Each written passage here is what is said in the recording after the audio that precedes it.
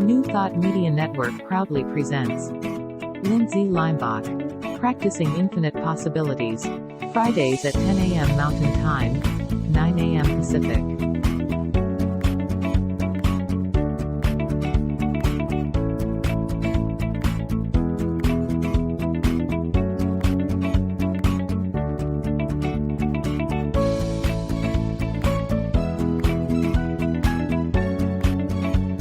And now, here's Lindsay. Hey, good morning, everybody. Welcome to PIP, Practicing Infinite Possibilities. All right, I'm excited about today. Last week, I took off, and so this week, the reason why is because I flew back east. I live in California, and I flew back east to see my brother, who is a colonel in the Marine Corps, retire. And it was spectacular. He retired in Quantico, which is a Marine base, like headquarters of the Marines in Virginia. So I'm going to actually do a deeper dive on that. I know this sounds weird, but I'm going to do a mini, here we go, case study of Lindsay and Well, non-lethal, that's meant to be an L in there, weapons. Because my brother was in charge of all non-lethal weapons for the United States of America. And he actually was very involved with NATO, and he's been to everywhere. He's been to Asia, he's been to Africa, goes to Europe all the time, everywhere, talking about non-lethal weapons, being the highest rank military officer in the United States of America. And he was in charge of this, the Joint Intermediate Force Capabilities Office of the U.S. Department of Defense Non-Lethal Weapons Program. What? That's a lot. But you know what?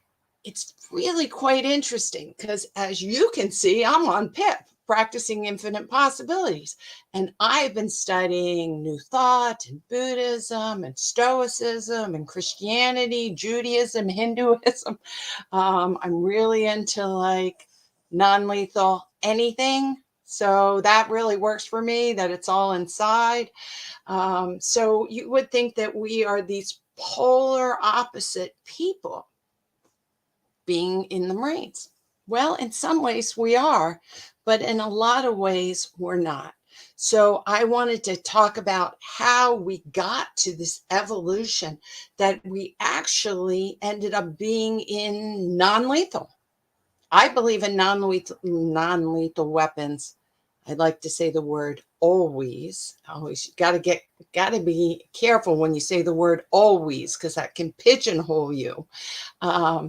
My brother believes in non-lethal weapons some of the time, but here's two people who were born from the same parents and had a lot of the same experiences when we were growing up, and then we kind of diverged for a while, and now we've reconnected in. So I want to tell you about that. Now, before I tell you all about that, I just want to give a shout out to my girlfriend Stacy, who was in Yosemite. Now look here, right where that tree is coming up. Do you see the point of the tree? And let's see, if you're looking at it, I think it's to the right. There's a heart. She's like, Lindsay, I'm in Yosemite. Look at that. There's a heart, a naturally made heart on the whole side of it. I was like, that's so cool. So thank you, Stacy. And the other thing I wanted to show you, because you know we all look for hearts. Southwest, right? Southwest is all about hearts. And so they hand out these in the drinks. And I was like, oh my God, that's so cool. I'm traveling with hearts. They're everywhere. So let's have the mindset of hearts. I'm listening to a great book. I listen to them quite often. Both my brother and I are dyslexic, by the way. And both my brother and I went to special ed schools. Isn't that interesting? So we also went through special ed schools and then ended up at the same school. So in the book I listened to, it was talking about how we have our heart and our mind is connected. And actually our heart is sending so much more information through the nervous system up to the brain more than the brain is sending down to the heart. So the heart is really has in charge of so much what's going on in your heart rate and so forth. And I just thought, that's right, heart-centered. Be heart-centered, be loving, being kind, even if you're in the military. Yeah, even if you're in the military. So we're going to go there. Let me just see. Oh, okay. I want to tell you that my dad and mom actually just messaged me, and they are playing pickleball with my brother in Virginia right now. So they're going to see this later. That means I don't have to be nervous that they're going to be like, why are you telling this on the internet? And God bless you too. To Wayne, thank you for sending your blessings of lighthearted souls. I really appreciate you guys giving comments and being here. I know Trudy is here as well. I have lots of friends all over. Okay, let's get down to this. Let's see who my brother looks, what he looks like right now. This is my brother. Yeah. Do we look a lot like? Kind of, maybe, you know, if I went bald. We actually do look a lot alike. And this is, I'm going to take him down, take that down. This is his title. So you can just see as he is ending his career, 31 years. Where did I have it? Here it is. Is that it? No. Okay, I know. Case study. Oh, I thought I put up my brother's title. Oh, well. Well, the bottom line is you all know that he's in charge of non-lethal weapons for the Marine Corps. And this is what he's in charge of, which I threw up before. Okay, now let me show this. This is my brother, really. It's going to pop up. Here he is. Look how sweet and kind, right? Is he so sweet and kind? So my brother was talking when he was retiring, and this is a picture of him talking. He's a wonderful speaker. And this is in the ceremony, he got up and he gave a speech. And he was laughing and he was really talking. And he started to talk about the evolution of his life, the paradigm shift of his career and his life. And we all have paradigm shifts, don't we? We all have these. We think we know something and we think we're right. Oh, I just know it. Do you remember being 16 years old and just knowing you are so right and your parents are so wrong?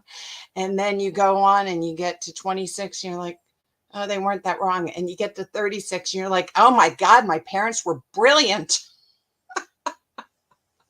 You know, because you change and you get to keep learning and you keep growing. And this is the essence of understanding how to control and understand this brain. It is a tool and a mechanism that's continually growing, continually learning. And those that don't learn and do not grow get stagnant, especially considering we know that our lower part of our brain, our caveman brain, is ruling the roost when we're young, until we learn how to get into our higher consciousness and connect our higher consciousness with our heart. And that takes effort and that takes practice. For the last 2 classes, I've been PIPs.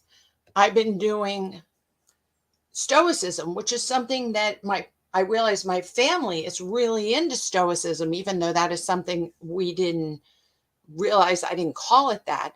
And this is a great quote from a great Stoicism philosophers who lived right when Christ was born, right? He was born like 6 BC, and then he died something like 45 AD, somewhere around there. So around 10 AD, around this time period, you know, roughly, he said this: learning is a daily thing. Wisdom wisdom, an endless pursuit.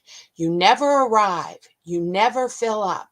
You never graduate, because the world is always revealing new lessons, even in old texts. Isn't that true? You read the same book over and over again, and it keeps talking to you and it keeps talking to you, because you're getting into that flow. You're getting into the universe. Your eyes are opening up. You're always learning. You're always growing. And that is something that I realized my brother and I really got from my parents, was that concept. And here's a picture. That's my brother this weekend, and my mom and my dad. And my dad is dyslexic, and you look how much he looks like my brother. My brother gets pissed because people say to him, they say, "Oh, are you guys brothers?" To my brother. Let's see. My brother's like, "He's my father."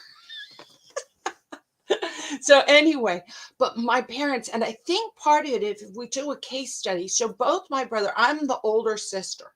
And so we were born with the same parents in Baltimore, Maryland.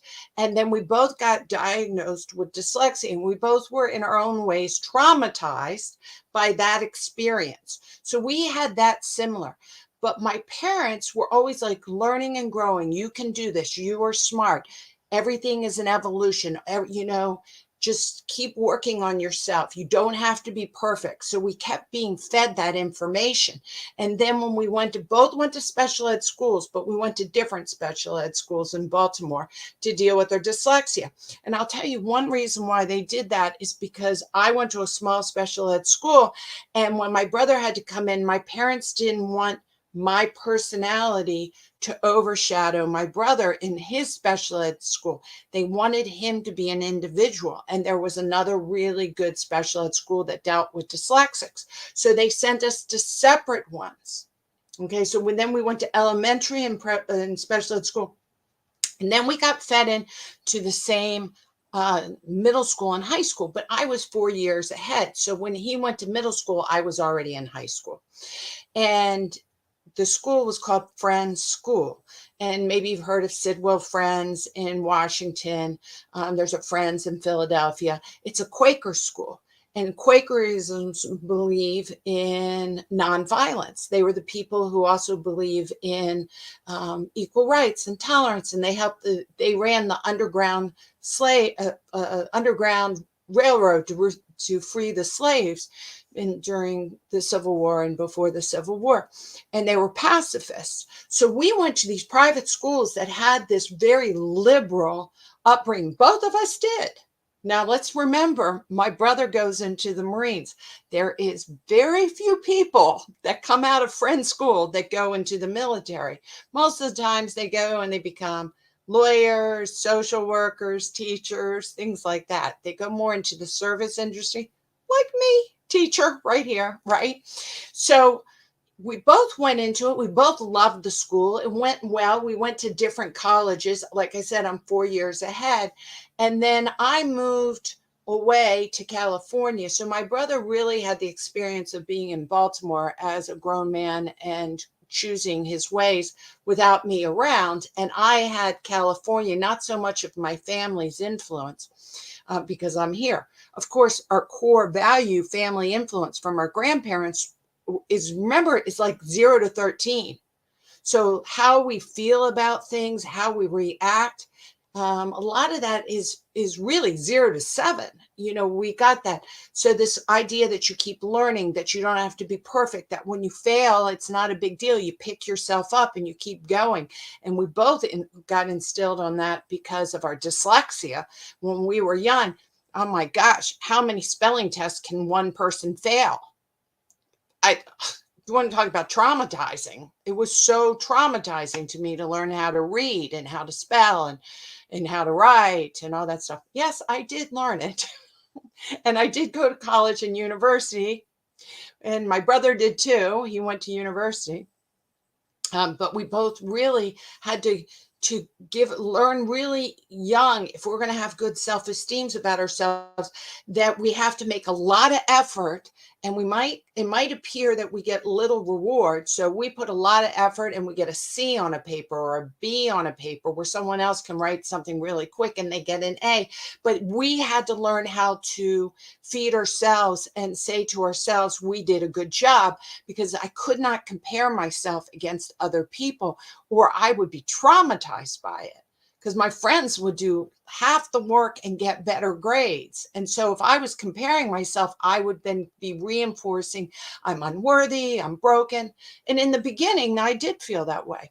But because my parents and my grandparents and family friends, they saw the good in me and they saw the good in my brother, that we learned how to have strong self-esteem and be independent and be kind of different than our peers. My brother is 6'2" and I'm 6 feet tall. So we had that in common, and we both were very much athletes.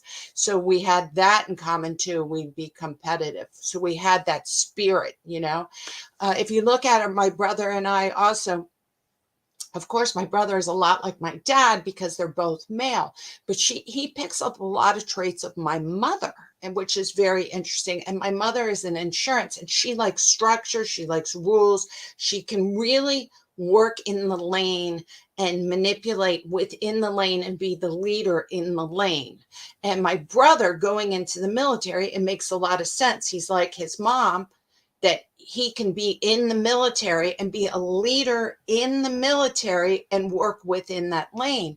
My brother basically was promoted every single time you could to become a colonel when he started right out of college. So that's why he ended up becoming a colonel in his 31 years out of choice. So he just went up the ranks. And but that's because he could work in the lane, where my father and I were lane jumpers.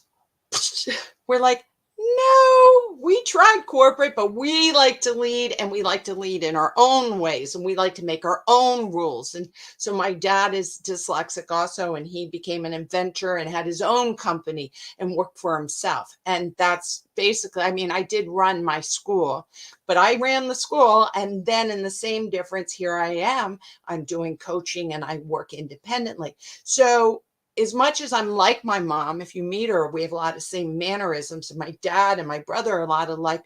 We also have other traits that we picked up within our DNA. I really have to believe that is like our mom and our dad in a different way. So my brother and I are different. He likes to be in a lane, and I like to be outside of the lane. And so that's one reason why I jumped over to California and invented myself. And he decided to go into the military and just kick it in the military.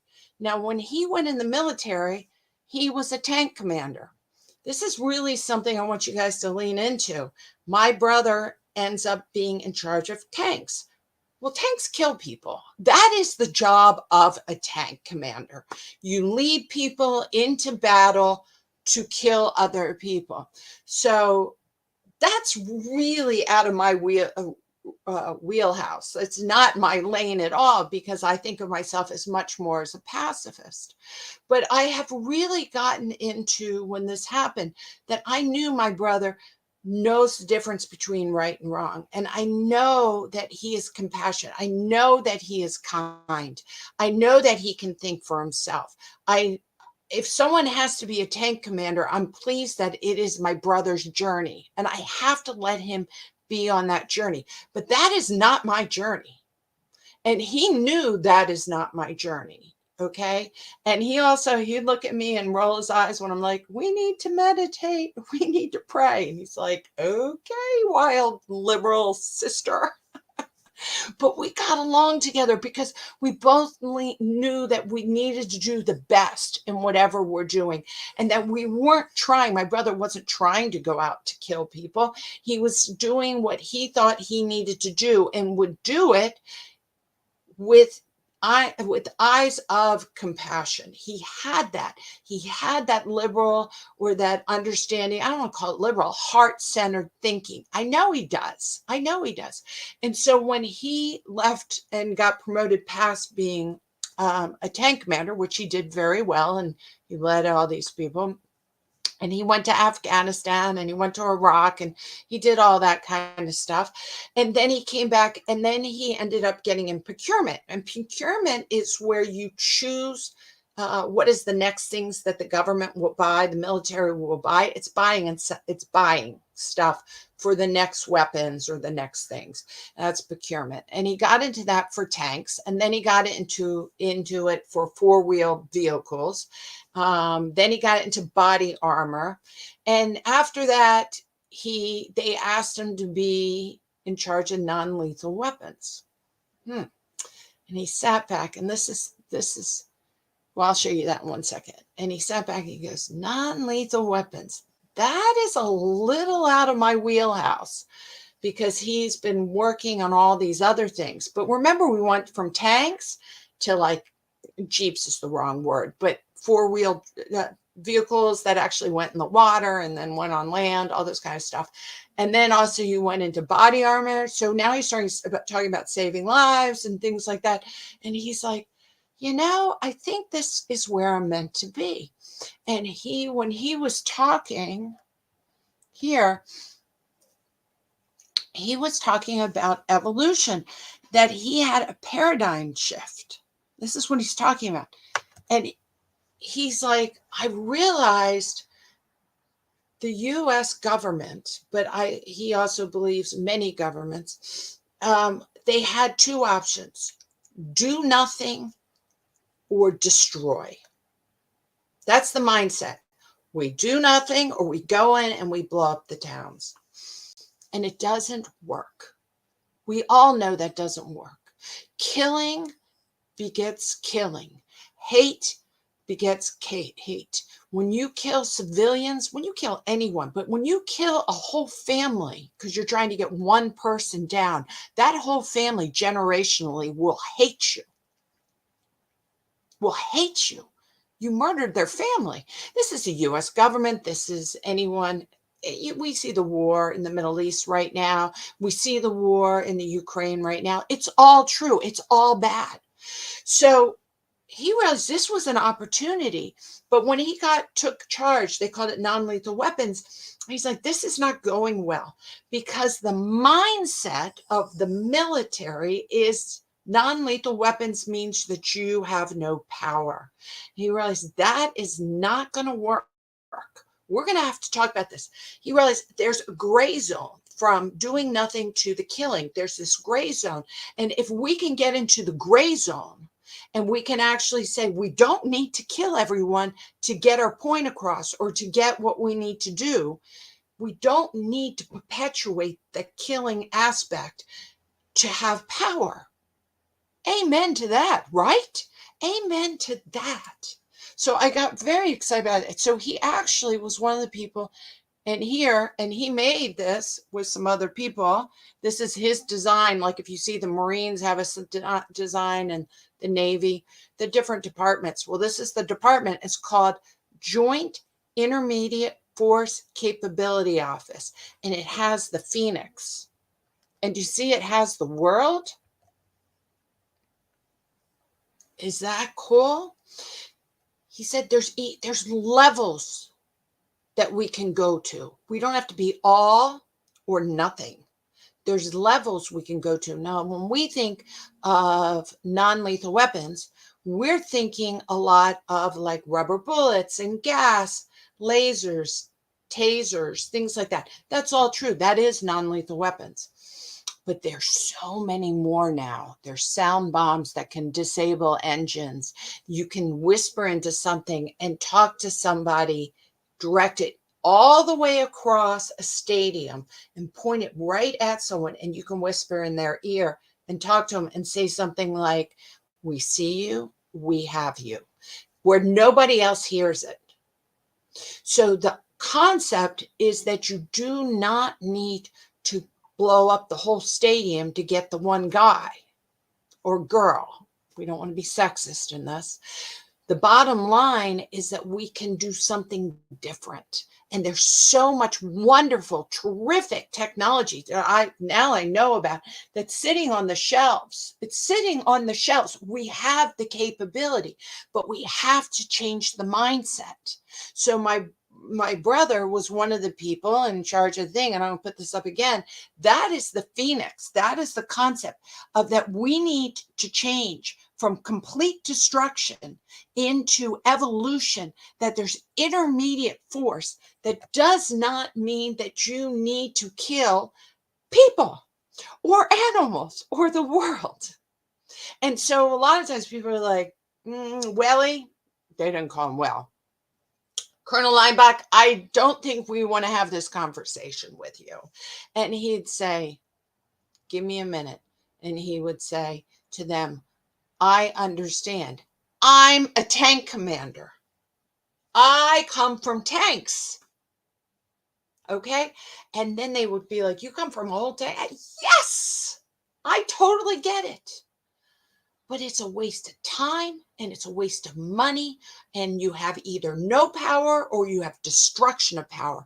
Isn't it be great if we learn to able to have power with non-lethal ways and bring it in? He got so big that he's, like I said, he's now working. Why they have the world is because they're working with, Finland and England and all the different countries. I don't know all the countries. He even went to Bali, talking about this whole concept that we need to get it in together. Why am I saying, oops, I didn't mean to do that. Oh, I want to show you why I'm saying this in a PIP. It's because it's infinite possibilities. If the military, someone in the military can have this shift, we need that. We need more people like my brother in the military. However, now he's retired. We need more people like that in our government. We need more people like that in our schools. We need more people like that within ourselves. That doesn't really make sense, but what I'm trying to say, it starts with you. It starts with you. Don't point the fingers. My brother, I feel, when we say non-lethal weapons, and it's a case study, look at this, how we actually ended up now in our 50s, have the meeting of the minds. He believes that people should be able to have the choice not to be violent. And that paradigm shift can go into the military, but that paradigm shift can go into our community. That paradigm shift can go into our police force. That paradigm shift can be in your heart, but it starts with you. And I'm so very proud. I don't have a picture right here, but I've told you all in the past, and some of my other ones, that my son is in the police force in Sacramento. And before he joined the police force, he was a case manager for homeless people. It's because it's this paradigm shift, is that we can't think of the military or the government or the police as our enemy. We need to have education, empowerment. We need to be able to say the shift has to happen within the hearts of all of them, so we can make good conscious choices from our prefrontal cortex. That is where the shift comes, when we get into that universal love. That I get there's some really painful things going on. And if you see my talk on Stoicism 2 weeks ago, I talked about the war and how painful that is. But a paradigm shift has to happen now, and has to happen with us. And that's why I think it's so fabulous that we're so fabulous and able to do this, to make conscious choices, right? To have something like New Thought Media up here. New Thought Media up here, talking about the shift, the paradigm shift has to start with you. And I'm so proud of my brother that it started with him. And I want to show you this other picture from our trip. I'm going to find it. Here it is. Okay, so this is my brother and this other gentleman. If you can see his collar, he's a 2-star general. He is a 2-star general. And he was at the ceremony. A whole bunch of big wigs were at the ceremony for my brothers because they support what he was doing.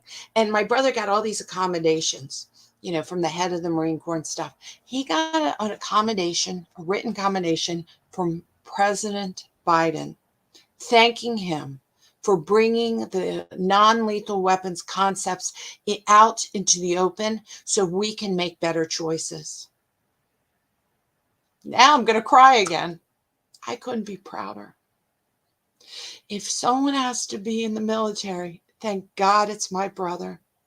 Thank God my parents taught him how to be loving and kind and smart and to make good choices and to think out of the box and open his heart, even in the military. We all realize no matter what your job is, you can have the paradigm shift of realizing that we don't have to do violence, that we get to make the choice of love and kindness and be smart. It doesn't mean don't be smart. It doesn't mean be necessarily passive. Let me tell you, Gandhi wasn't passive. Martin Luther King wasn't passive. They used action, but in a non-lethal way. All right. That's my time today. I really enjoyed you all. Have a wonderful, wonderful Halloween. I think Halloween is a fun time for us to think about our own impermanence. Because when we can, I'll talk about that later. You guys have a great day, a great weekend. And I'm going to thank New Thought Media Network for allowing me to be on the network. I really do appreciate it. Remember, it's donations. So remember them in your charitable giving. And if you want to get in touch with me, centeredmoment@gmail.com or message me. All my love. Have a paradigm shift into non-lethal weapons, even the ones in yourself. Because remember, our words and our actions can be weapons. And we want to make sure they're non-lethal, they're heart-centered, and they're loving.